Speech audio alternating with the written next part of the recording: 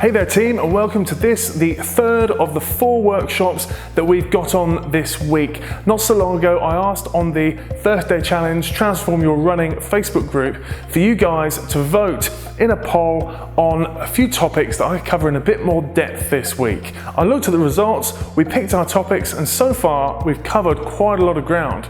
The first workshop, we spoke about sitting and the negative effects that prolonged sitting will have on our bodies. So lots of time behind the desk, lots of time behind the wheel driving. To be honest, 21st century living full stop, we all sit down too much, and it really does affect the way our bodies end up being put together. We become a product of the environment we put in and what our body does the most. If we compare the amount of time we spend sitting during the week compared to the amount of time we spend running during the week, it's quite understandable that sometimes it actually gets to a point where the amount of time you spend sitting impedes the quality of movement you're able to create when you get up and try and run. So I went through a number of workouts, a number of exercises, and in fact put together a free download, a free PDF document containing a bunch of exercises that you can work on a regular basis to try and undo the effect of prolonged sitting. And then from there, on day 2, the second of these workshops, we actually started speaking in a bit more detail in a very similar, it's kind of a leading on conversation from the sitting conversation about how to retrain those glutes. Muscles which, again, when we spend too long sat down for a long period of time, again and again, day after day, we get into a position where we get quite tight through those hip flexors, quite weak through those glutes a lot of the time. And it's a message we hear coming back incredibly frequently from runners who've been to see the physio or sports massage therapist or whoever, who have been told that you need to work on your glute strength, you need to work on activating your glutes. Your glutes don't activate as you run. That's part of the reason why you've started to suffer from plantar fasciitis, shin splints, patellofemoral pain, ITB syndrome, piriformis syndrome, low back pain.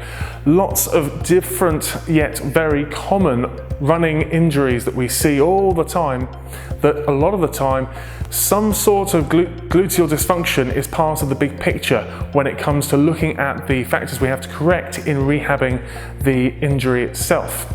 So I went through a number of exercises and put together a little workout, again the PDF document that you could download underneath the video itself. There's a button you click, and also spoke about the kind of missing piece of the puzzle a lot of the time. A lot of the time the missing piece of the puzzle when it comes to getting runners to actually switch their glutes on as they run is to actually think about a little bit of technique, think about how they're running, okay? Because how you run will naturally affect which muscles you recruit to be able to run.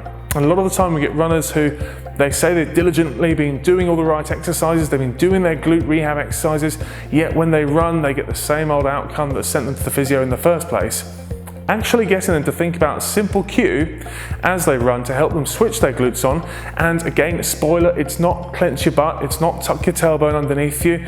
If you haven't seen the video, go back and check that out. Pause this now, go back and check out video 1, video 2 in this series. The link's up here somewhere. And yeah, simply changing how you're running can really affect your ability to actually switch those all-important butt muscles on, which can be a massive game changer for so many runners, particularly those who've been plagued by injury or those who feel like they haven't got the power to give as they're running. So yeah, absolutely check that out. Absolutely have a look if you haven't so far, because today I want to move on and I want to talk about core training. Core stability, core strength, core training, core muscles. But what does it mean? Okay, so I want to start thinking about, from a running perspective, what's actually important and what's kind of just fluff when it comes to core training. Okay, so let's just take a step back for a moment and let's think about those core muscles themselves. Okay, so we've got your more superficial muscles, so kind of rectus abs. Think of them as your six-pack muscles. Okay, straight down the front of the abdomen here. You've also got your obliques, internal obliques, external obliques, which again are just, if we think about those six-pack abs, they're more just round to the side, more to the outside of the tummy region.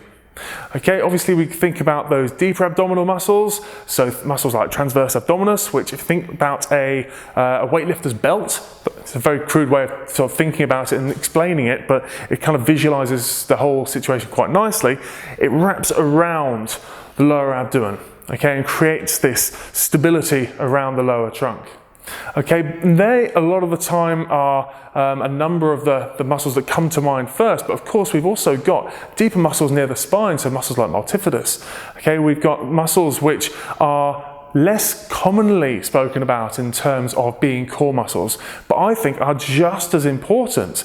Okay, and actually when we start expanding out the kind of the envelope of what we can consider core based on one simple premise, you suddenly realize that whilst I've just listed a number of the commonly cited core muscles, abdominal muscles, we can also start to think about a hell of a lot of the muscles in our body as being muscles which could be considered core. So let's just go through this one simple premise, the idea that any muscle which has an effect on pelvic position dynamically as we move, and the pelvis obviously is very much at the bottom of our spinal column. So if we move the pelvis, all of a sudden we're going to move the lumbar spine. So we could say any muscle that has an effect on the pelvis and therefore the lumbar spine as we move could be considered a core muscle. So we need to lump into that, and straight away our glutes, we need to think about our adductors, we need to think about our hip flexors, we need to think about the muscles of our low back. Okay, all of these muscles can be considered core, yet when we start talking about core, straight away people start thinking abs. And I want to move away from that a little bit. Okay, so why do I want to move away from that? Well, to be honest, when it comes to the conversations I have with runners all the time about the work they do outside of their running, they will tell me they do loads of core work. Sometimes they won't. Sometimes they'll just say, "Oh, I'm a bit sheepish." They are sheepishly telling me that I just run. And actually, I know it's probably one of the reasons why I'm suffering with ITB syndrome. But that's thankfully getting less and less the conversation I'm having. What's more so the problem now, I find, with some of the conversations I have, is that it's the core, the preconception that yes, you're doing your core work, but when I dig a little bit deeper, what does that core work constitute? It's the conversation of being, I'm doing lots of crunches, I'm doing lots of sit-ups, and those sorts of exercises. And it's those sorts of exercises that really we need to move past. Because when it comes to particularly a crunch or a sit-up, so lying on your back and from there crunching up into flexion for the trunk flexion, that movement, when we're lying on our back, we're actually resisting gravity and we're having to work quite hard through rectus abs. But when we are upright, when we are walking, when we're running, all of a sudden everything changes. We don't have to fight for this movement in the same way as we do when we're lying on our back. In fact, when we're in this movement and we're not lying on our back, this movement comes for free. Okay, because gravity's pulling us forwards. So what we actually have to do is work a lot harder through muscles at the back, okay, thinking about our posterior chain. And by posterior chain, we can go ground upwards, really. We can think about our calves, our hamstrings, our glutes, the muscles of the low back, muscles of the mid back, and up. They're the muscles that have to work to actually hold us upright. And when we start to fatigue, so latter stages of a long run, that's why we end up finding ourselves, if we look at, we might not notice it intrinsically, but if you look at another runner, they go from nice and upright when they're fresh to feeling a bit kind of more crumbling forwards and somewhat more in this flex position as they're tired, because all of a sudden we're getting to that point where strength endurance of that posterior chain is being challenged to a point they can't maintain this nice upright posture any longer. Okay, so we need to think about the way in which, yes, we need to start strengthening those all-important postural muscles at the back, but also the way in which we need to think about the actual role of the muscles we started talking about to begin with. These abdominals, thinking about rectus abs, thinking about those obliques, the muscles that you would be training if you were doing crunches, but that work completely the other way around when we're in weight bearing. So if we're in weight bearing, okay, so standing upright, and let's say if I'm running and I'm going to come into hip flexion, so I'm stepping forwards on my left hand side, stepping forwards with my left leg. As I'm stepping forwards with my left leg, my right arm's coming forwards as well. Okay, and in this position, what's happening is my pelvis, as this leg's coming forwards, my pelvis is rotating round to the right, and as my pelvis is rotating round to the right, I'm actually also rotating my torso round to the left. So I'm getting this rotation and counter-rotation going on. And with this rotation and counter-rotation going on, I'm going to be lengthening through, on a kind of an oblique diagonal path, through the front of my torso. I'm going to be sending this shoulder this way and pelvis on this side this way. Now, you can probably begin to see with some of the lines on my top here. That's the direction I'm lengthening as I extend and rotate. It's the extension and rotation that needs to be controlled by rectus abs and those obliques. Now, if we've only trained them by doing lots of sit-ups, then they're not going to be used to doing that. They're not going to be ready to do that. So one of the first exercises I've actually put in our PDF document for today is a medicine ball oblique wood chop, working on that same diagonal path, both that way and that way, with right leg forward and left leg forward. Again, check the video out because there's more of a description, more of an explanation of that as well. But we start to actually train these abdominals in the upright, weight-bearing, running-like posture that we need to be in. Of course, you can do your sit-ups and those various exercises that you might want to do to try and work on the more kind of aesthetic side when it comes to your abdominals. Fine, that's up to you, but let's not forget that six-packs are generally made in the kitchen, but that's another whole conversation, not for today. But it's really important to think about trying to be as functional as you can, trying to be as, trying to give your body context as much as you can in the exercises you're doing. Again, another thing about sit-ups and crunches, so when you're lying on your back and going through exercises where your pelvis is, due to the fact you're sitting on your bum, your pelvis is fixed, that in itself completely changes the whole dynamic of the exercise compared to being upright, weight-bearing, and having to control the position of your pelvis. So basically, it doesn't just mean weight-bearing. Plank exercises are great for this as well, controlling the way in which force is transferred through this whole lumbopelvic hip region, this whole sort of crossroads in the body. When you're doing a crunch or a sit-up and you're sitting on your bum, that part's pretty much anchored on the floor. Your weight's bearing down on that, and it's in that position fairly stable, and you're actually moving around that as being the pivot point. When you're upright, or even in a plank position, all of a sudden your pelvis is in 3D space, and you're having to actually work to control what's happening around your hips and pelvis actively.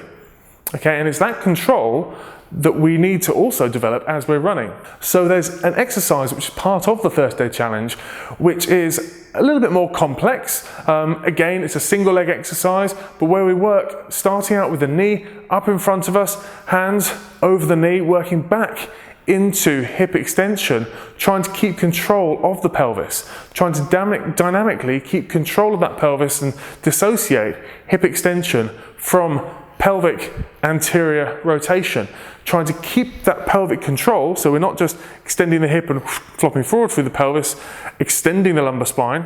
We're keeping control around this midsection while we move the legs, and we progress that to then moving the arms overhead. So that again is another one of the exercises that I want to put in our download for today and give you guys as an opportunity to test it out and give it a go. If you've not had an opportunity to do so yet, try some of this weight-bearing abdominal work, weight-bearing core work, rather than simply working through various different crunch variations, because as I say, the more we can be running like in our movements, the better. Okay, I want to talk a little bit about planks as well. Very quickly cover this. So when it comes to plank exercises, and we're all pretty much familiar, I'd imagine, with the typical front plank where you're on your forearms trying to maintain this plank-like posture, so your forearms and toes at the back end. Firstly, form trumps everything when it comes to plank exercises, but when it comes to plank exercises for runners, it's particularly, I believe, the side plank which holds the most benefit when it comes to just holding one single posture. So Compared to a front plank, side plank, reverse plank. Reverse plank's great actually as well. Again, really challenges that posterior chain. But I think if we're comparing front plank to side plank, every day of the week, I would get a runner doing a side plank over a front plank, because it really challenges this lateral aspect, really challenges our lateral stability, rather than simply relying on, yet again, this quite often overused anyway, anterior line of the body. Okay, anterior aspect of the body. So it starts to get us using our obliques a lot more, starts to get us really trying to use lateral hip muscles a lot more, both of which are muscles a lot of us could do with strengthening anyway. So if you're ever trying to make the choice between front plank or side plank, I'd say side plank. Now, also, and this is a question that comes up a hell of a lot, when it comes to progress with plank exercises, is it better to go longer to a point where you've gone from struggling with 30 seconds to you can do 45, do a minute. Once you can do a minute, do you go 90 seconds, do you go 2 minutes, 3 minutes, 4 minutes? Different people will take benefit from working up to a certain point in terms of starting to actually hold that position and maintain that position. But by the time you get to, let's say 90 seconds, 2 minutes, holding a static posture, and you're able to do that impeccably with no wobble form-wise whatsoever, that's when I'd say the real benefit then comes from actually starting to add some dynamic movement to the plank. Okay, and there are all sorts of plank variations that you can work on or work through to actually start to change the loads that go through your body, add an asymmetrical load through the plank, rather than simply holding one position for a long time. In the download today, I'll put a video which goes through 10 different plank variations, which hits your body in all sorts of different ways, challenges your body in all sorts of different ways, rather than just maintaining a front plank or a side plank or a reverse plank for a longer and longer period of time. I'd rather you keep the time periods relatively short, so we could even go kind of 30 seconds as I do in the video, and just work through different variations, challenging yourself to make harder variations rather than hold easier exercises for longer, and feel the benefit come from that. Still, the big message I wanted to get across today was that when it comes to core work for runners, it is all about exercises which allow you to develop this control of this midsection, so the control of the pelvis, sort of lumbo-pelvic hip kind of region. And it's not just about those abdominals that we think of when we think about six-pack abs and obliques. Okay, it's all about lumping in there glutes and adductors and hip flexors and muscles of the lower back, and thinking about a bigger picture, and how if we combine exercises like our plank variations with exercises in weight bearing like our wood chops with medicine balls and those sorts of things, the sorts of exercises I'm putting in the download here, we can start to actually teach our body how to control itself in a running type scenario, rather than just doing endless crunches, strengthening ourselves in movement patterns that we just don't use in any other way other than arguably maybe when you're lying down in bed and want to sit up to read a book. You know, that's the only functional context in which case we'd actually use something like a normal crunch. So think beyond that, think about what we can do to mimic our running, and that will certainly help you come up with strategies to actually train your core more efficiently, more effectively. So I wanted also today to talk about what's happening tomorrow. We've got another one of our workshops talking about strength training and how to incorporate strength training into our, whether it's a marathon program, half marathon program, 10K, 5K, but our running program. How do we make the run side of things and the strength side of things work effectively together? So I'm going to get into that in a bit of depth tomorrow. So again, keep an eye out for that. I've got a limited time period that we're going to be opening up registration for our Bulletproof Runners program. So it's this weekend coming, giving a very good deal on that. So if you've been kind of umming and ahhing about whether the Bulletproof program might be a good option for you, definitely have a look at that. I'll be giving you more details tomorrow, but I just wanted to give you a bit of a heads up really, so that you can expect that landing in your inbox and give it a bit of a look. Anyway, I'll speak to you guys tomorrow. Let me know in the details below, in the comments below, if you have found these useful, these workshops, if you've got any questions, but also tell me about your 2017 running goals. I'll speak to you guys tomorrow. Take care. Bye now.